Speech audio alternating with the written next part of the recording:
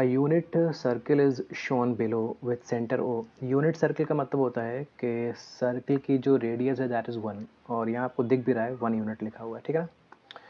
A tangent A B, tangent उस line को बोलते हैं जो सर्किल को किसी एक पॉइंट पर टच करके निकल जाती है। तो आप देखो इस लाइन ए बी ने सर्किल को इस पॉइंट पर टच किया है और निकल गई है, ठीक है ना। तो इस लाइन ए बी को हम टेंजेंट बोलेंगे। Is drawn to the circle at point M, और ये जो टेंजेंट है ये सर्किल को पॉइंट एम पर टच करती है। इस पॉइंट को हम पॉइंट ऑफ कॉन्टैक्ट भी बोलते हैं। और एंगल एम ओ बी, ये एंगल बीटा दिया हुआ है। तो और बोला गया है कि ओ ए बी पर परपेंडिकुलर है। ओ ए ये रहा और ए बी ये रहा। ये कुछ मिस्टेक है यहाँ पर, ओ बी के परपेंडिकुलर है। ओ बी के परपेंडिकुलर होगा, ठीक है ना। ओ बी के परपेंडिकुलर है, मतलब दिस एंगल इज 90, ये पूरा एंगल 90 है।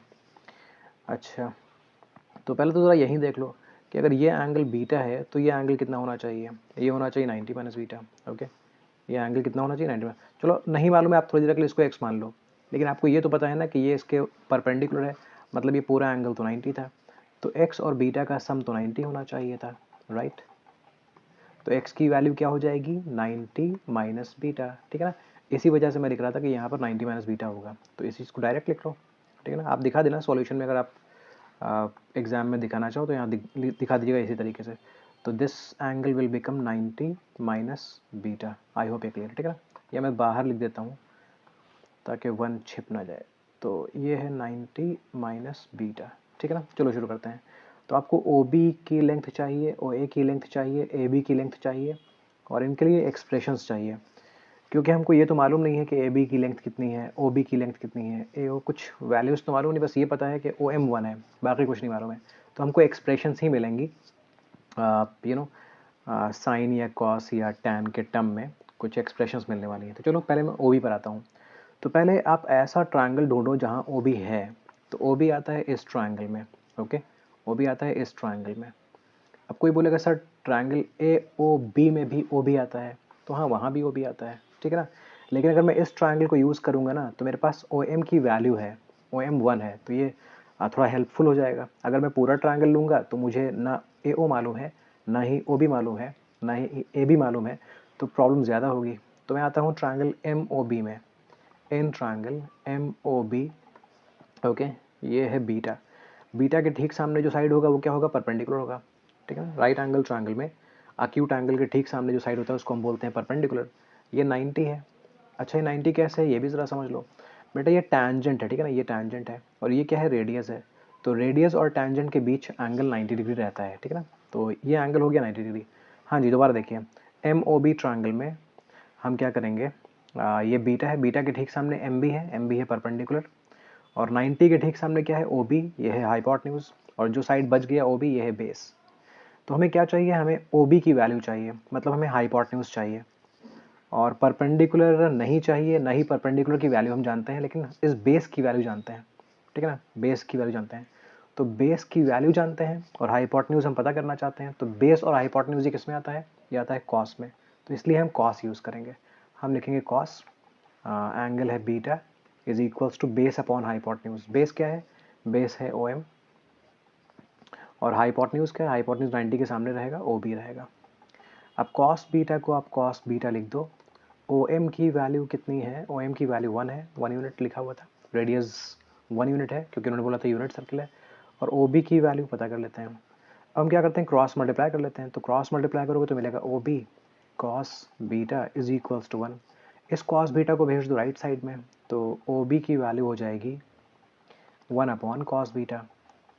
आपको मालूम होना चाहिए कि कॉस बीटा सेक का रेसिप्रोकल होता है, कॉस सेक का रेसिप्रोकल होता है। तो 1 अपॉन कॉस को आप लिख सकते हो सेक बीटा, ओके। आई होप ये रेसिप्रोकल वाली चीज़ मालूम है। साइन का रेसिप्रोकल कोसेक होता है, कोसेक का रेसिप्रोकल साइन होता है। टैन का रेसिप्रोकल कॉट होता है, कॉट का रेसिप्रोकल टैन होता है। सेक का रेसिप्रोकल कोसेक, सॉरी, सेक का रेसिप्रोकल कॉस, और कॉस का रेसिप्रोकल सेक। तो 1 अपॉन कॉस की जगह सेक लिख सकते हो क्योंकि कॉस का रेसिप्रोकल है सेक, ठीक है ना। ऐसे ही अगर 1 अपॉन सेक होता तो कॉस लिख सकते थे इसको। तो आपको ओ बी की वैल्यू मिल चुकी, बस ओ बी की वैल्यू चाहिए थी, तो उसकी एक्सप्रेशन यही है, ओके, ठीक है, क्लियर है। चलो ओ ए पता करते हैं। तो जैसे ओ बी पता करने के लिए आपने ट्रायंगल ओ एम बी का इस्तेमाल किया है, उसी तरह ओ ए को फाइंड करने के लिए हम ट्रायंगल ए ओ एम में आएंगे। क्यों? क्योंकि ओ एम की वैल्यू जानते हैं, थोड़ी सी आसानी हो जाएगी। तो ट्राइंगल ए एम ओ में चलते हैं। In triangle A M O, in triangle A M O, तो यहाँ पर क्या यूज़ करना चाहिए देखते हैं। तो ये एंगल है 90 माइनस बीटा, एंगल के ठीक सामने ए एम, ये है परपेंडिकुलर, 90 के ठीक सामने ए ओ, ये है हाइपोटेन्यूज, ओ एम है बेस। तो बेस की ज़रूरत है हमें क्योंकि बेस गिवन है। ओके, बेस तो चाहिए, और हम ए ओ फाइंड करना चाहते हैं सेकेंड पार्ट में, तो ए ओ है हाइपोटेन्यूज, इसकी भी ज़रूरत है। बेस और हाइपोटेन्यूज वापस से कॉस की ज़रूरत पड़ेगी, तो चलो कॉस यूज़ करते हैं। तो इतना तो हम जानते हैं कि कॉस थीटा का मतलब होता है बेस अपॉन हाइपोटेन्यूज, ठीक है ना। जिस ट्राइंगल में हम हैं वहाँ पर थीटा की वैल्यू 90 माइनस बीटा है। ओके, ये जो एंगल है ना यहाँ पर, ये 90 माइनस बीटा है, ठीक है ना। अच्छा, बेस है ये ओ एम, और हाइपोटेन्यूज है ए ओ एम अपॉन ए ओ एम अपॉन ए ओ। आप कॉस 90 माइनस बीटा को लिख सकते हो साइन बीटा। इसके लिए आपको कॉम्प्लीमेंट्री रेशियोज पढ़ने चाहिए। साइन 90 माइनस थीटा की वैल्यू होती है cos theta, cos 90 minus theta की वैल्यू होती है sine theta, tan 90 minus theta की वैल्यू होती है cot theta, cot 90 minus theta की वैल्यू होती है tan theta, and so on. इसको तैयार कर लो आप। चलो खैर, ओ एम की वैल्यू कितनी है? ओ एम की वैल्यू 1 है, और ए ओ की वैल्यू अपन जानते नहीं है, 1 अपॉन ए ओ। तो अभी अब क्या करूँ, क्रॉस मल्टीप्लाई कर लो, तो आपको मिलेगा A O into sine beta is equals to 1। A O की वैल्यू हो जाएगी 1 अपॉन साइन बीटा, और साइन किसका रेसिप्रोकल होता है कोसेक का, तो ये हो जाएगा कोसेक बीटा, ठीक है ना। चलो जी, सेकंड पार्ट भी सॉल्व हो गया, आपको ए ओ की वैल्यू भी मिल गई। अब आते हैं ए बी पर। तो ध्यान से देखो, ये जो पूरा ट्रायंगल है ना, ये एक राइट एंगल ट्रायंगल है। क्यों? क्योंकि इसमें एक एंगल 90 है। कहाँ 90 है? एंगल, ये एंगल 90 है। ये कैसे पता? क्योंकि ए ओ और ओ बी परपेंडिकुलर थे एक दूसरे पर। तो ट्रायंगल ए ओ बी है एक राइट एंगल ट्रायंगल। हमें ए ओ पता चल चुका है, ओ बी पता चल चुका है, हालांकि एक्सप्रेशंस मिली हैं लेकिन पता तो चल ही गया कुछ। तो इस ट्रायंगल में हम पाइथागोरस थ्योरम लगाकर ए बी पता कर सकते हैं। तो in triangle A B O, in triangle A B O, in triangle A B O using Pythagoras theorem हम क्या लिखेंगे? पाइथागोरस थ्योरम क्या होती है? Hypotenuse square is equals to perpendicular square plus base square. ये हाइपोटेन्यूज क्या होता है? हाइपोटेन्यूज किसी भी राइट एंगल ट्रायंगल में 90 डिग्री के ऑपोजिट साइड को हम बोलते हैं। तो ये ट्रायंगल ए ओ बी, क्या ये 90 डिग्री इसमें कहीं पर है? यस है। तो इसके ठीक सामने क्या है? ए बी है, तो इसी ए बी को हाइपोटेन्यूज बोला जाएगा। ओके, 90 के ठीक सामने ए बी है, तो ए बी को हम हाइपोटेन्यूज बोलेंगे। तो हाइपोटेन्यूज की जगह ए बी लिखा जाएगा, ए बी का स्क्वायर। परपेंडिकुलर और बेस की जगह बाकी बचे हुए दो साइड्स को आप लिख दो कहीं भी किसी को। चाहो तो ए ओ को परपेंडिकुलर लिखो, चाहो तो ओ बी को परपेंडिकुलर लिखो। तो ए ओ और ओ बी में किसी एक को लिखो परपेंडिकुलर, किसी एक को लिखो बेस। जैसा लिखना चाहो वैसा लिख सकते हो, कोई कैसा भी लिखे, सबका आंसर सेम ही आएगा। अब ए ओ और ओ बी की वैल्यू, ये जो है ना, इनकी वैल्यू हम निकाल चुके हैं। ए ओ की वैल्यू कितनी आई थी? Cosec beta, cosec beta, cosec beta.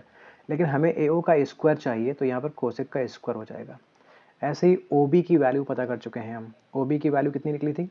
ये निकली थी सेक बीटा, तो ओ बी की जगह लिखेंगे हम सेक बीटा, लेकिन ये ओ बी का स्क्वायर है इसलिए सेक स्क्वायर बीटा लिखेंगे। अब कोसेक किसका रेसिप्रोकल होता है? साइन का। इसका मतलब यहाँ पर हम 1 अपॉन साइन स्क्वायर बीटा लिख सकते हैं, और इसको हम 1 अपॉन कॉस स्क्वायर बीटा लिख सकते हैं। ऐसा क्यों लिख रहे हैं सर? देखो जी, आपको पता होगा ना कि sine square theta plus cos square theta 1 होता है। तो अभी क्या है, साइन और कॉस दिखने लगे हैं, शायद वो चीज़ मिल जाए तो हमारा काम थोड़ा आसान बनेगा। अगर आप नहीं जानते हो कि sine square theta plus cos square theta is equal to 1 होता है, तो बेटा तैयार कर लो, अदरवाइज़ कैसे करोगे आप? अब इन दोनों के डिनोमिनेटर्स तो डिफरेंट हैं, तो इन दोनों को मल्टीप्लाई कर लेते हैं, क्योंकि फ्रैक्शंस को कभी भी ऐड करना हो या सब्ट्रैक्ट करना हो तो डिनोमिनेटर्स तो इक्वल होने चाहिए। इन दोनों को हमने आपस में मल्टीप्लाई कर लिया, ठीक है ना। अब हम क्या करेंगे, कंपेयर करते हैं। मैं थोड़े बेसिक्स बताने लगा हूँ, हालांकि आप शायद जानते हो ये। तो देखो ना, यहाँ पर साइन स्क्वायर बीटा लिखा है, और यहाँ पर क्या लिखा है? Sign square beta cos square beta लिखा है। तो अगर कंपेयर करोगे ना, तो इतना पार्ट एक्स्ट्रा आपको दिखाई देगा। अगर इस डिनोमिनेटर को और इस डिनोमिनेटर को कंपेयर करोगे तो आपको दिखेगा ना, ये एक्स्ट्रा है। ओके, यहाँ पर सिर्फ साइन स्क्वायर बीटा था, और यहाँ पर ये भी आ गया। तो जो एक्स्ट्रा आता है ना, उससे ऊपर कर देते हैं मल्टीप्लाई। तो 1 को कॉस स्क्वायर बीटा से मल्टीप्लाई करोगे तो मिलेगा कॉस स्क्वायर बीटा। ऐसे ही साइन स्क्वायर बीटा को 1 से मल्टीप्लाई करेंगे तो आ जाएगा साइन स्क्वायर बीटा। और ये सब किसकी वैल्यू चल रही है? ए बी स्क्वायर की वैल्यू चल रही है। अब देखो, cos square beta plus sign square beta 1 होता है, cos square theta plus sign square theta 1 होता है, cos square 10 plus sine square 10 1 होता है, cos square 20 plus sine square 20 1 होता है। तो जब भी इस फॉर्म में आपको मिलेगा cos square plus sine square, तो इसका सम 1 ही रहेगा। बस शर्त ये है कि यहाँ पर जो एंगल्स हों वो सेम होने चाहिए, दोनों जगह 10 या दोनों जगह बीटा या दोनों जगह थीटा या दोनों जगह एक्स या दोनों जगह 30 या दोनों जगह 100 सेम होना चाहिए, ठीक है ना। तो इस ऊपर वाले पार्ट की वैल्यू तो 1 बन गई। तो हम क्या लिखेंगे, A B square is equals to 1 upon sine square beta cos square beta, ठीक है ना। आई होप क्लियर है। अब हमें तो ए बी की वैल्यू चाहिए ना, अभी तो हमारे पास ए बी स्क्वायर की वैल्यू है, तो दोनों तरफ स्क्वायर रूट लगा दो, इसको कर दो स्क्वायर रूट के अंदर और इसको भी कर दो स्क्वायर रूट के अंदर, दोनों तरफ स्क्वायर रूट लगा दिया। तो दोनों तरफ स्क्वायर रूट लगाने से क्या होगा, स्क्वायर रूट अगर स्क्वायर के ऊपर स्क्वायर रूट लगा दोगे तो स्क्वायर और स्क्वायर रूट एक दूसरे को कैंसिल कर देते हैं, तो यहाँ मिलेगा ए बी और यहाँ मिलेगा 1 upon sine beta cos beta, square चला गया, ठीक है ना। आई होप ये क्लियर है। तो ये रहेगी ए बी की वैल्यू। मैंने तीनों वैल्यूज़ आपको दिखा दी हैं, उम्मीद है कि क्लियर होगा।